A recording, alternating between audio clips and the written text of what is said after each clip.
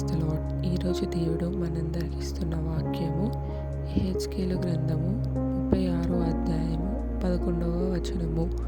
మునుపటి కంటే అధికమైన మేలు మీకు కలుగజేసేదను. ఇక్కడ దేవుడు ఏం సెలవిస్తున్నాడంటే, మునుపటి కంటే అంటే ఇంతకుముందు నేను ఎంత మేలు చేశానో దానికంటే అధికమైన మేలు మీకు చేస్తానని చెప్పేసి దేవుడు ఇక్కడ సెలవిస్తున్నాడండి. మన దేవుడు కరుణా సంపన్నుడు, మనకి మేలు చేస్తాడు, మనల్ని ఆశీర్వదిస్తాడు. కానీ ఆ మేలుని పొందుకోవడానికి, ఆశీర్వాదం పొందుకోవడానికి మనము దేవునిలో ఎలా ఉంటున్నామో, మన విశ్వాస జీవితం ఎలా ఉంటుందో పరీక్షించుకోవాలి. ఎందుకంటే దేవునిలో ప్రార్థించి నమ్మకంగా దేవుని ఎంతో కనిపెట్టి ఉన్నప్పుడే మనము మేలులు పొందుకోగలమండి.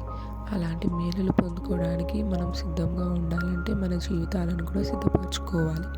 ఈ యొక్క మాటలు దేవుడు మన జీవితాలలో ఫలింపచేయును గాక. God bless you. ఆమెన్. ఈ యొక్క వాక్యం ద్వారా మీరు బలపరచబడి